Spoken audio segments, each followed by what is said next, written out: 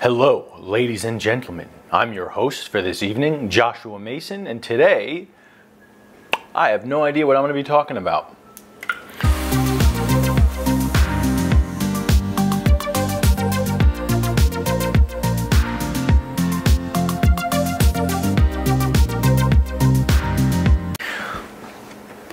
So,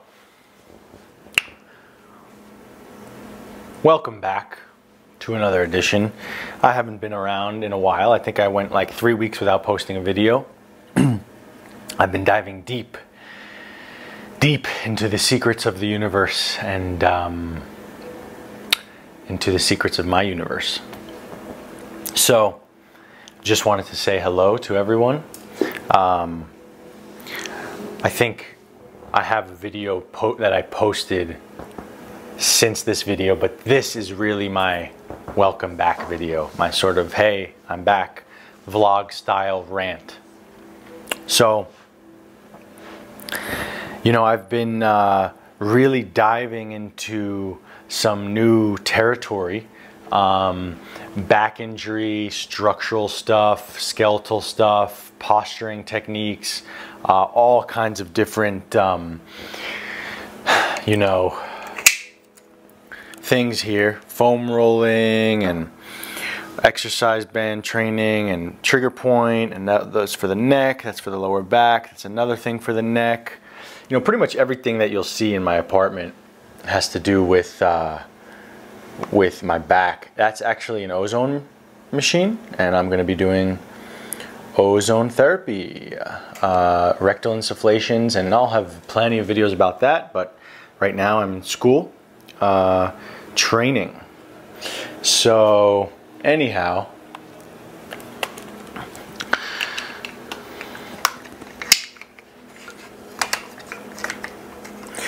you know, that's been a big thing for me right now. And also, as I mentioned in the last video, by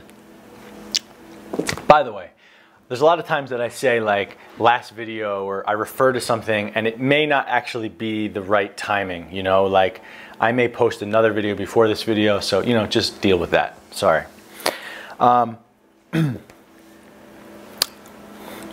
So another thing that I've been diving deep into is relationship. And I'm sure many videos and things of this nature will seep out in the next coming months because it's so huge for me. It's definitely the deepest, most intense, most beautiful, passionate relationship I've ever had, without a doubt. And yeah, so because I've been diving so deep, you know, I don't really like making videos when I'm in that deep. It's like I go somewhere to this place and a place inside where things are murky and things are intense and churning and a lot of energy is moving, and it's like, wow, I can't really be present for the camera, or present for, or really even present to be able to. It would be like a therapy session for me, right? If I was making videos in that state of mind, I would be doing it in order to like almost vent or work things out, which I'm sure is okay, you know? But in the long run, you know, I have to keep a balance between being a teacher, which I think I'm just naturally doing. I'm not trying to be a teacher, while also being vulnerable and expressing what I'm going through, while also knowing that not everything is for the camera. You know, there's pieces that I hold sacred behind, you know, that don't need to be conveyed on camera. I think it's always good to have a little, you know, something that you're holding on to that's private. You know, privacy is important. So the point is that I don't really make videos when I'm in that place of massive transformation and growth. And then there's like a click in where it's like, boop, you're ready to film, you're ready to give this to the world, you know? So that click in happened like 2 days ago, and I'm sure, you know, it oscillates. It's not like now I'm forever clicked in, and I'm going to keep going to those places because that's what my journey is about. You know, that's what I do. So I guess what I want to talk about in this video, there's a few things that are alive for me as far as recent events with men, with masculine energy. You know, there's been a number of situations in the past 3-4 weeks, which is very, oh, again, I have a meditation track on. I always forget to shut that off. Should be fine. Yeah. I think it's like there's copyright issues associated with meditation tracks. So anyway, if this is your track, please don't sue me, because I'm spreading an important message to the world, and yeah, you know, there's just no point. Okay. Jeez, these days I have a hard time keeping on one track. So, focus, Josh. Focus. Situations with men. There have been a number of situations in the past month where men have been really triggered by me. And I'm learning and processing exactly what it is that is happening, right? Because, you know, New Age sort of spirituality talks a lot about the purpose is to avoid triggers, right? Like that's literally the whole purpose, is like, you know, dancing around people's triggers, being PC, politically correct, you know. There's a lot of, this is a new paradigm that people live in, where it's like we have to dance around everyone's wounds, because if someone got triggered, that means you did something wrong. But I think that's total bullshit. I think we're a very wounded society, and I think there's no way to heal by avoiding the wounds, avoiding the triggers, and there's also no way to heal by the person who is the one doing the triggering to sort of be smaller or be different or be anything less than what that person really is, in order to make that other person feel more comfortable, right? There is, of course, grace and politeness and respect, and there's a way to treat someone in the right way, you know, without belittling them. So it's really not, when I talk about these things, it's not really about, you know, the way you're treating someone. It's more so the way your energy shows up to the room, right? That is what I believe at the root of all of these things is really what triggers people. It's like people are responding to energy. You know, people of course respond to words too, but your energy can show up in a room in a certain way, and you could say something that another person would say the same exact words, but for whatever reason, your words saying it would trigger that person way more intensely, right? So the way that our energy shows up makes someone else feel a certain way, right? Depending on their wounds, your energy can be, you know, lifting them up, making them feel small, making them feel unworthy, making them feel massive, making them feel anything, you know? So the dance is that to not lose oneself and lose one's own authenticity and lose one's own strength and solidity and passion and bigness, but at the same time not being a dick, you know? I think probably if I'm honest with my tendencies, as far as part of my weaknesses, is that I think I could really be a dick sometimes. Now, you know, the way I'm a dick is that, like, I really don't ever like tending to someone's wounds. But at the same time, I feel very often that I can see wounds very clearly, right? So when someone knows that you can see their wounds, it really upsets them, it triggers them, it makes them feel uncomfortable. And then once you can see someone's wounds, it's an act of grace on how to help them overcome it, right? So when I say I'm a little bit of a dick, a lot of times I don't really have any patience and grace in that in situations like that. I just kind of like poke or prod, you know. So that's something that I'm, you know, conscious of in myself. But so this balancing act that I'm talking about here is like a lot of people, and I used to do this. The reason I think I've swung to the other end of the pendulum of being a little bit of a dick is because at a phase of my life, I propped everyone up.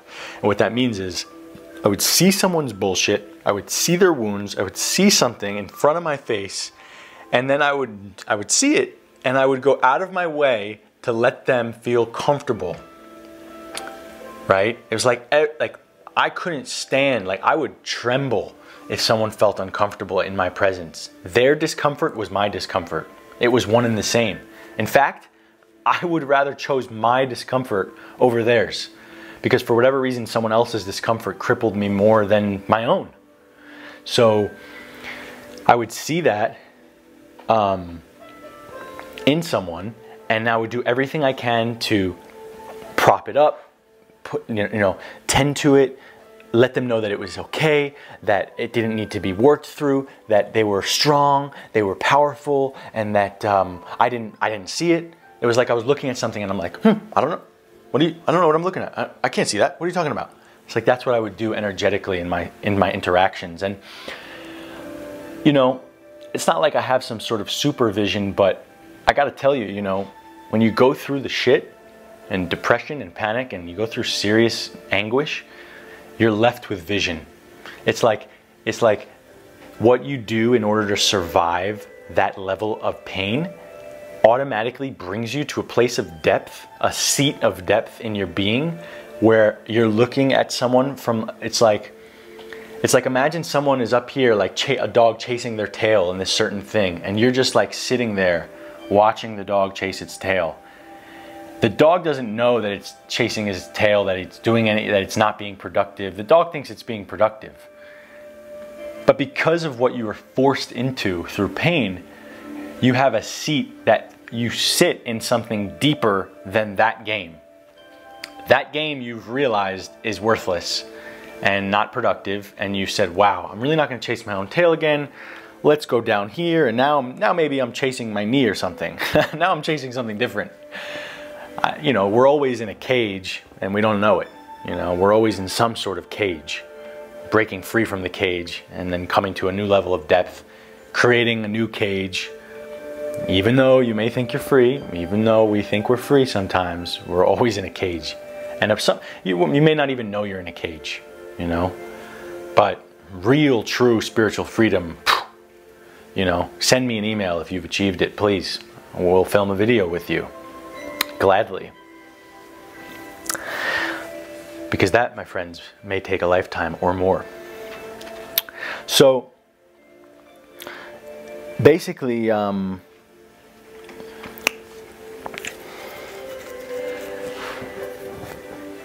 this depth that you achieve through going through pain and transcending and transforming that pain allows you to see someone's junk and see something that someone's doing that's not productive to them. So that level of vision and superpowers just comes naturally as a byproduct of pain. I'm sure I also still have natural soul abilities that are very strong, of course, you know, and a strong purpose on this planet. But so that is what I used to do. And now I feel like I've come to the opposite end of the spectrum, where I ask myself, is there ever really a time where not delivering the truth is beneficial? Is there ever really a time where propping up someone's illusion is helpful? Right? Because so many times we prop up other people's illusions for the sake of peacekeeping. But a real agent, a real human being, a spirit on this planet for transformation, would that ever really be in the cards to ever, you know, not deliver truth or prop someone's illusions up in order to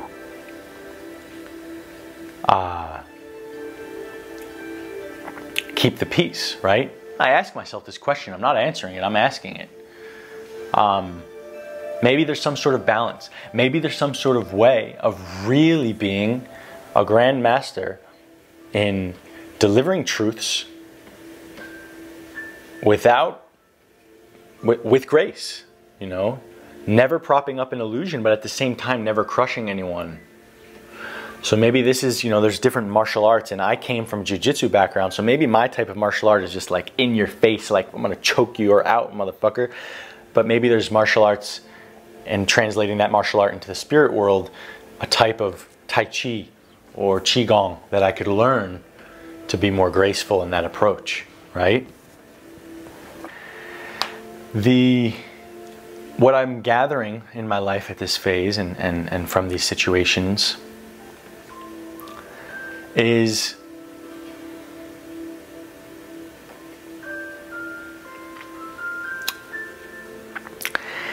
that it doesn't matter if we're right, you know?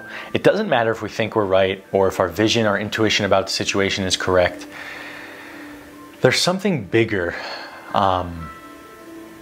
that can allow healing and transformation to occur for that other being without you needing to be right, you know? So this is something that I am working through, you know. I may have this vision and have this intuition on certain people, and I may be right. I could be wrong too.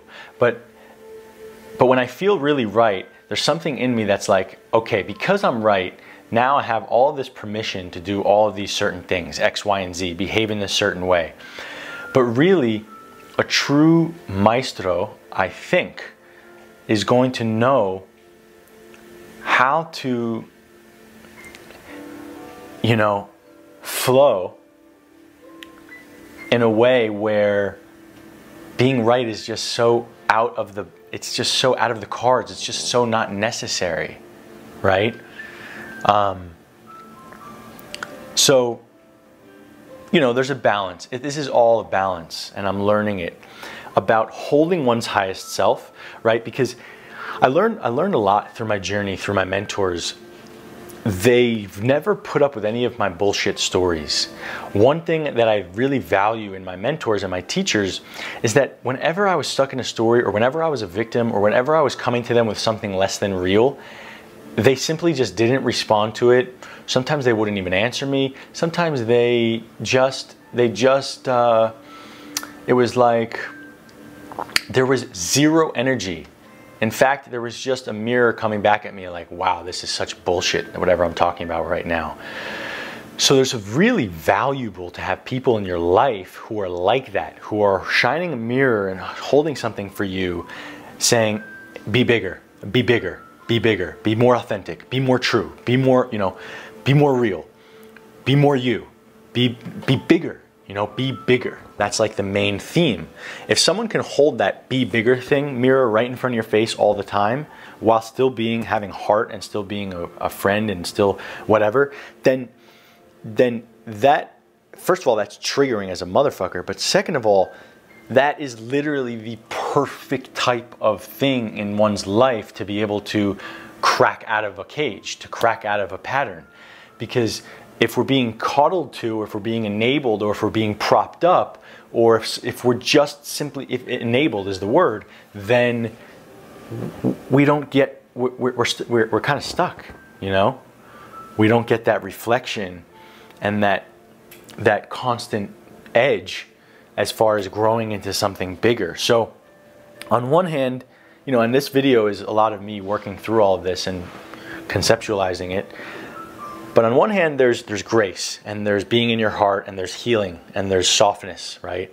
On the other hand, there's relentlessness, there's holding that mirror of truth, there's seeing someone's wounds and not buying into them, not letting them get away with it, get away with anything less than their biggest self, you know, holding them to that standard, right? Because a good friend will enable you. A good friend will enable you and talk about all that stuff. A great friend will call you out on the bullshit and will hold that mirror of truth and will just be relentless as far as helping you become a better man. And of course, vice versa. It's always a two-way street.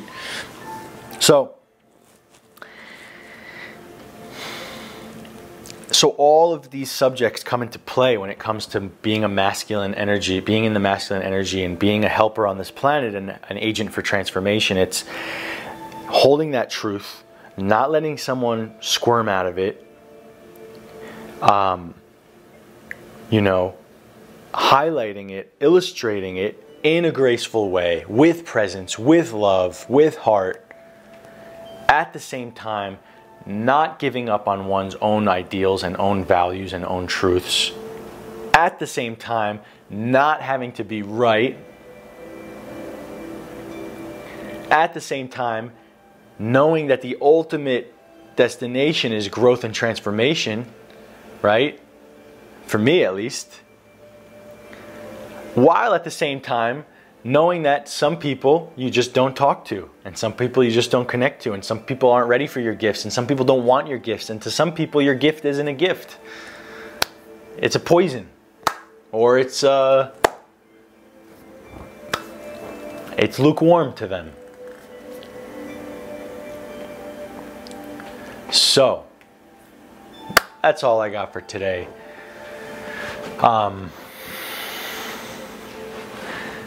Yeah, I'm sure at some point I'll... nah, probably not actually. Anyway, okay. That's all she wrote. Hope you're well, and I will see you on the other side. Peace. Summer in the hills, those hazy days I do remember. We were running still, had the whole world at our feet, watching seasons change.